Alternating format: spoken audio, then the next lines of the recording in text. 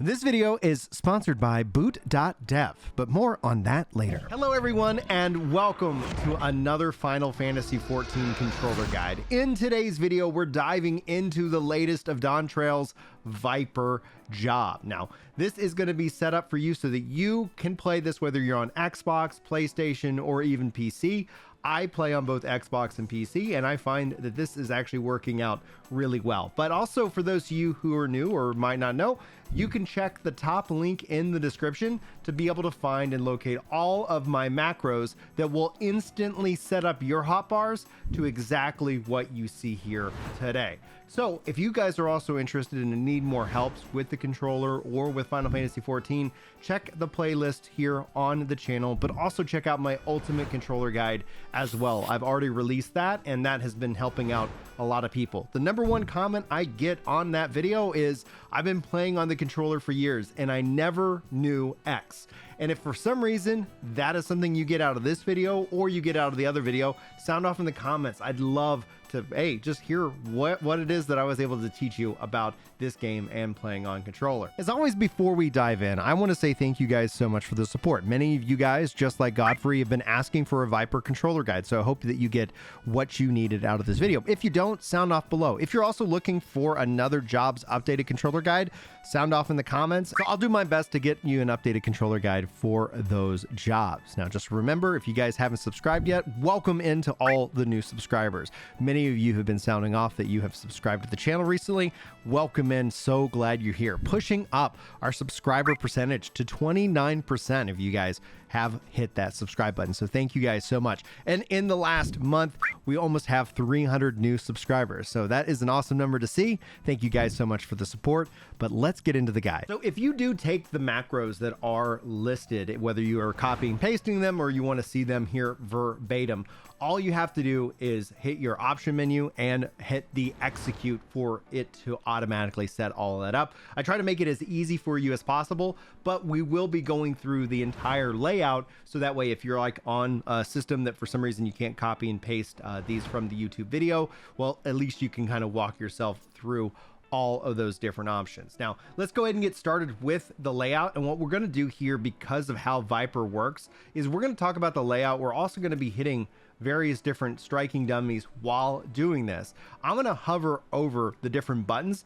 because some of these buttons change with every skill that you use. And that's one of the things that Viper, when you just take a look at their actions and traits and you look at their skills, the last skill that they get is technically at level 90, and then you see so many unassignable actions. It's also important to note that changes will be coming, and if those changes fundamentally change how the job is played, I'll see if I can't put out an updated controller guide as well on that. But you're going to have to stay tuned, as we don't know the extent of all of these changes. Let's walk through and then let's hit some buttons and see what ultimately happens. We're going to start with my left side and then we're going to move over to my right side. I also use the expanded cross hotbar, and I've got a couple different setups here as well. And you can see here I have hotbar number 4 floating off on the side, which will allow me basically to tell myself to be able to jump into doing other combos. I've prioritized movement as one of the key aspects of this job and this guide, but you guys can feel free to make any changes that you want. On the double tap for the hotbar, you see here I've got Slither. This is your gap closer. You've got Uncoiled Fury. This is a powerful attack. You want to fire this off as best you can. You also have Reawaken. This is your level 90 ability. It really fundamentally changes and puts everything kind of with this job together in one package. And then finally, you got Serpent's Ire. This is going to be the ability to grant Ready to Awaken and so much more, but it's got a long cooldown.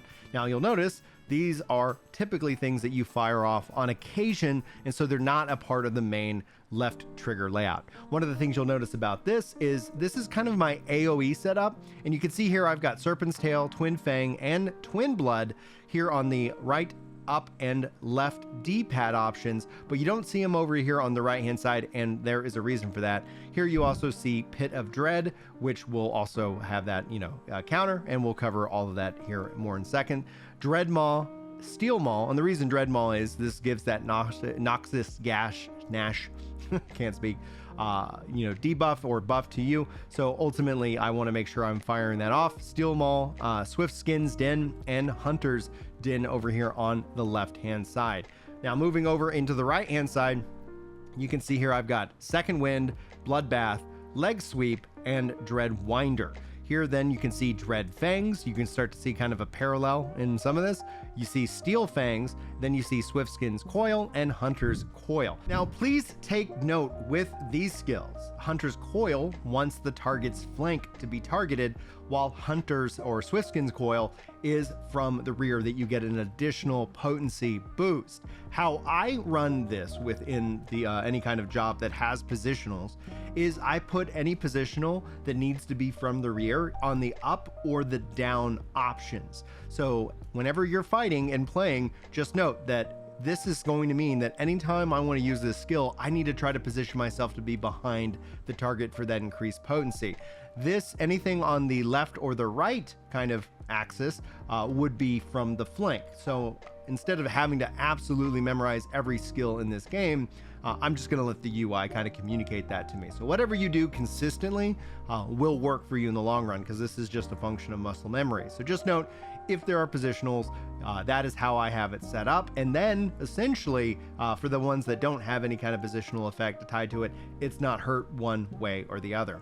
Now on the upper double tap cross hotbar for the right side, Slither, Serpent's Ire, Reawaken, and Uncoiled Fury. This also including my Limit Break as a single target to remind me of that. Not that it necessarily has options to change, but it is just where I decided to put it. So you can see here how this marries nicely to the right hand side. So it's just easy to kind of tap in and get exactly what you need going. Now, if I hold down the right trigger and then the left trigger, you can see here I've got additional skills. Same thing goes for the left trigger and the right trigger, a little bit different on each one this time. If we start over here on hotbar number 2, you can see here True North, Feint, and Arm's Length. These are cross roll skills. Then you see Bloodbath, Second Wind, and Leg Sweep, and Writhing Snap. This is your ranged attack, so that way as you're moving, you can kind of hold this down and fire off some of that from a distance. Just to kind of highlight it, since I'm right close, you have the ability to hold, and whether you're doing it with single target or multi-target, it's the same button every time. Now on the right hand side, you see True North, Feint, and Arm's Length, mirroring this over here, but you also see Reawaken, and then you see Serpent's Tail, Twin Fang, Twin Blood, and obviously Writhing Snap. This is going to play really into where I've got these hotbars set up. So let's kind of walk through now a typical rotation for the job itself. I'm going to go ahead and open up with this. You can see here those activate. Oh, and then I want to go in here and be able to do this combo to be able to fire it off in here and go back into this combo. So I can actually do this while moving. It actually works really well. Fire this up, oh, back in here, and allows me to keep popping in and out. If I kind of do my default rotation, you can see here these are the skills that change. Let's go ahead and make things a little bit smarter for all of us. Let's keep the skills up on the page so we can kind of look at them by default. Dread Fangs, you want to open up with this, getting your target that noxious gas, which is going to increase the damage that you deal to them.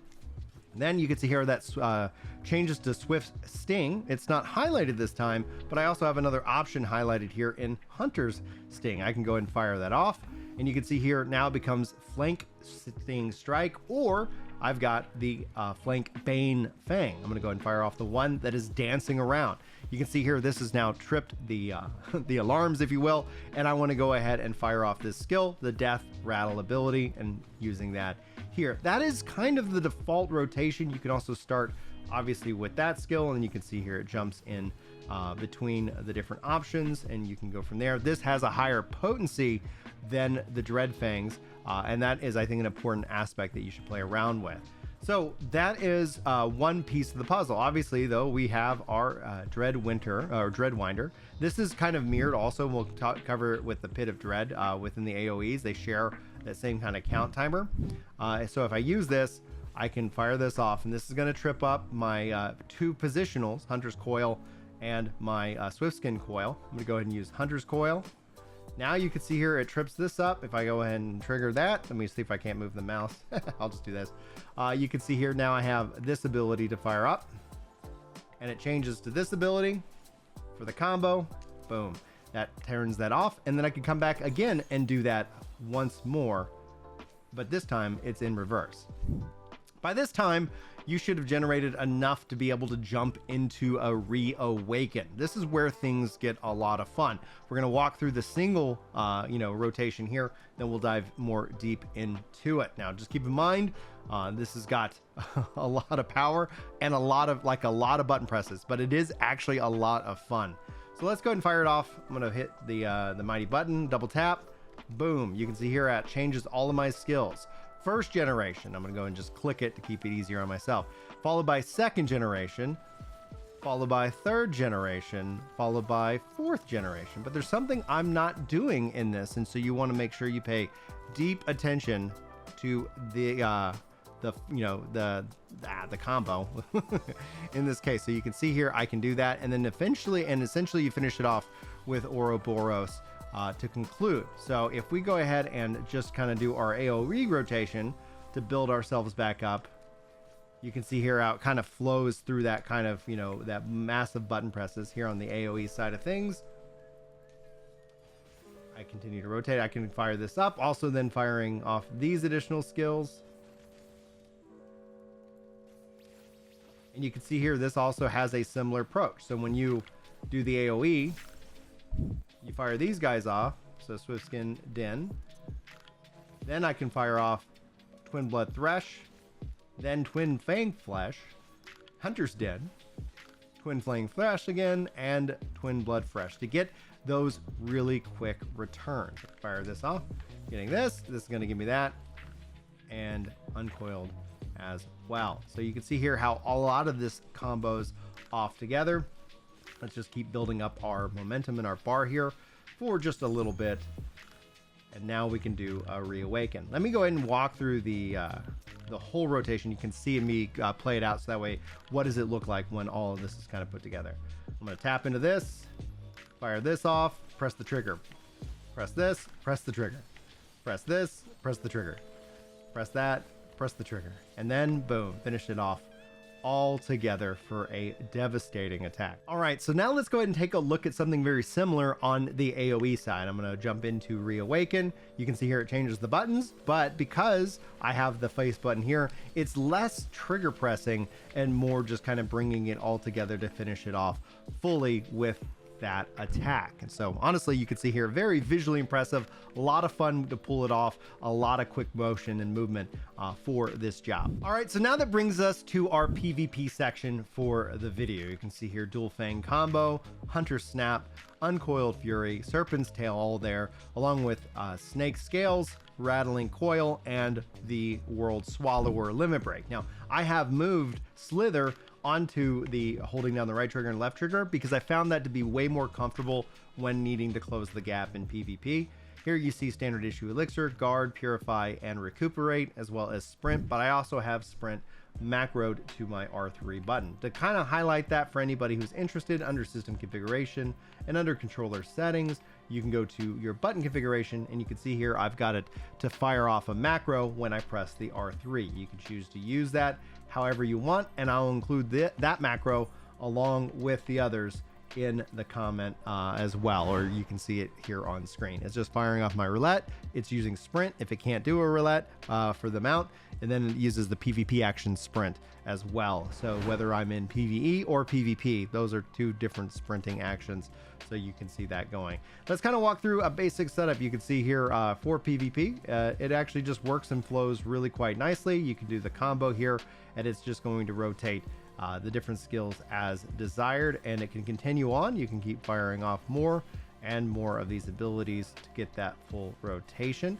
Fire off this skill, which will fire off that one, and then you can kind of see here you're able to kind of target and jump between these to get some very quick succession combat skills going. Very comfortable and easy to use. If you press this, it will turn into this new skill. Obviously it's called Backlash on PvP, and it fires off to do more damage. And let's go ahead and let's fire off our snake to be able to fire this back off. and use those abilities. You can see here it doesn't break the combo, which actually is quite nice that they did that, that you can continue to keep that combo going. Now let's go ahead and use our beautiful limit break. I'm going to highlight it here so you can kind of see what it all does. If I press it, it's going to dash and add a heavy to the target, and thus allow me to kind of jump in here and do all of these skills back to back to back. You can see how fast it is, and then you finish it off with Reawaken as well. And that is the PvP nature of this job. So if you're playing PvE or PvP, this is a fun job to play. And I know I'm going to get asked this from a glamour perspective. The weapon that I am using is actually the PvP weapon that you can buy for the various different, I guess crystals that that you gather. But you can kind of see here that what I am using here is the Tropicanos Saber Fangs. That is the highlight and how they're being displayed. And then basically I'm rocking the level 630 gear. And for some reason my pants haven't been upgraded, so I'll have to get on that here soon. So now let's get into some additional tips. Ultimately, if you guys want to go full on and learn everything there is to know about the controller, please check out the Ultimate Controller Guide. But as a nice little highlight, I'm going to highlight the display options here. I turn off the hotbar numbers. You can see if I turn it on, those hotbar numbers start floating up. Sharing is important. Sharing is caring, but not all the time. Anything that is not checked means it's job or class specific. Anything that is checked, hotbars, etc., are shared across, and that's where you see on the UI my all of my different job gear sets there as well. Then under cross, I have enable cross hotbar. I turn off help, but if you're struggling, you can turn it on, and then you can see here it will show you the name of the skill when you press and hold the trigger. Personally, I do not like that on, so you guys can manage it that way if you want. Then if you go into and scroll down, I'm using hold mode. If you're finding you're having some hand dexterity issues, try toggle or mix to see if that works better. You might lose out on some features, but if it ends up being a more comfortable time, then there you go. I have always displayed the W cross hotbar. You can turn it off if you want and still get into it. You can also turn off the return to cross hotbar after W cross hotbar input.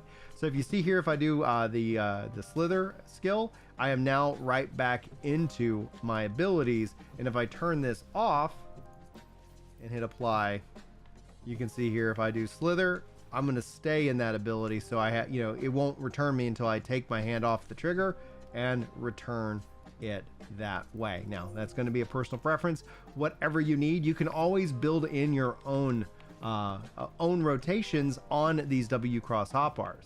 But let's get into our customization of these hotbars as well. Enable expanded controls with left trigger and right trigger, and right trigger and left trigger. You can see here this is linked to cross hotbar 2. You can also enable W cross hotbar for just the action buttons, or the action and the direction buttons, which is linked to 3 left and 3 right. What's really great about Dawntrail is you can now rearrange these abilities that are on the W cross hotbar. Anybody who has seen previous videos knows that was a #1 question that I would get, and the only way you could usually do that was having to go through the actual hotbar to make those changes necessary. Now, if you ever want to edit your hotbar on the fly, you can always hold down the right and the left trigger, and then it'll allow you to pick a skill. You can pick another skill and easily swap them out. Or if you needed to delete a skill, you would just double tap it and have to confirm that you wanted to have it deleted. You can press the select button to get out, and again, hold right trigger or left trigger, press the select or view button, and you can get into that instant hotbar. This also applies to your actions and traits. You can press your menu button. Now, just as a note, you saw me press the Y button. By default, it's X. Now, I've switched my X and Y because I prefer to jump with X, and I prefer to bring up my menu with Y. So just note that when you see some of that, that's the only difference. So please don't be confused as to why. Like, this is bringing up the ability to assign to the hotbar when yours wouldn't by default, unless you've made the same changes that I have made. Now, lastly, before we get into the last part of the video, I'm going to go into character configuration, and under control settings, using legacy type camera based movement, you can also have it set up automatically lock on your target when you start auto attacking.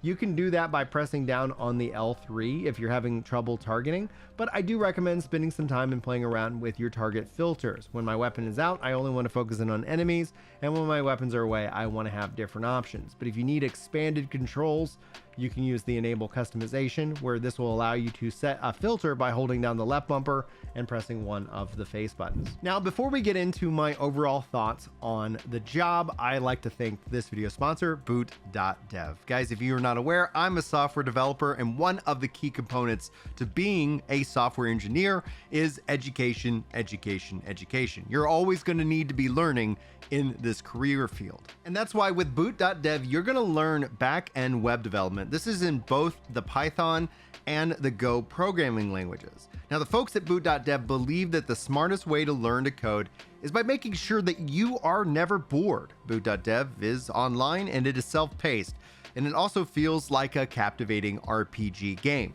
The platform is designed to get you writing a ton of code, because getting your hands on the keyboard and shipping projects is really the only way to learn. Now, the folks at Boot.dev know that not everybody can afford a membership, so they made all the information free for everybody in guest mode. A paid membership is only going to unlock the interactivity and the game that goes along with it, and that's a pretty good deal. But if you want an even better deal, check the link in the description. Use my code GingerPrime to save 25% off your order. That's 25% off your first month or your first year, depending on the subscription that you choose. And thanks again to Boot.dev for sponsoring this video, but let's jump back into it. So how do I feel about Viper now that it's in? Now, obviously, if you guys have seen my content and know my opinion about Final Fantasy jobs overall, you know that I'm not the biggest melee guy, but Viper is a lot of fun, and there are some real serious pros that it feels like a blend between Monk and Dragoon, maybe a little bit of Reaper mixed in. The thing I like is how condensed I can make my hotbars. If we just bring back up the hotbars here, you can see here, it is gorgeous and easy and comfortable to play. And with little momentum or change in kind of left and right thinking, brain thinking there, as I sometimes call it, and be able to kind of fire off into the different skills and easily just kind of tap and go. It is a blast to play at level 80 plus. And that's the real big con that I hope that we see from the game itself, where the level sync system, I think, is one of the things that actively is holding back the Viper. When you hit level 100, you're going to run content that isn't always level 100. And as fun as level 100 is, the job doesn't feel complete. And the further you go back, if you go back every 10 levels, once you start getting below level 80, the job does not really have a lot of things that it's working with. And thus, I know Yoshi P has talked about having this in an interview. They're going maybe to revisit how the level sync system works. Personally speaking, I would vote to keep all of the skills once you've unlocked them, regardless of where you're level synced, and to adjust the potency so that way they're not just overpowered, but at least you have learned them, you've unlocked them, and you can play around with them and practice your rotation, whether you're in low level content or high level content. That is the most drawback that it has, is that once you go in the lower level content, I just did not have fun playing this job. But when you got into the higher level content and the PvP content, it was really fun to play, if not a little bit squishy in PvP. But I'm sure there's going to be adjustments, and we'll see what happens as time rolls on. If you're into melee jobs, I think this is an easy recommend. If you're like me, more of a caster, yeah, I'm glad I leveled it, and I'm looking forward to playing more of the other casters and giving you guys my thoughts on those as well. But guys, that's gonna wrap it up for this video. Thank you so much for hanging out. If you made it all the way to the end, sound off in the comments with a hooty hoot, or just a recommendation about what you guys would like to talk about or see talked about on the podcast. Thank you so much for being here. Thank you to all the channel members who keep things rocking and rolling here in content creation land. And thank you so much for hanging out for this video. Hopefully I will see you in the next one. But until then, take care.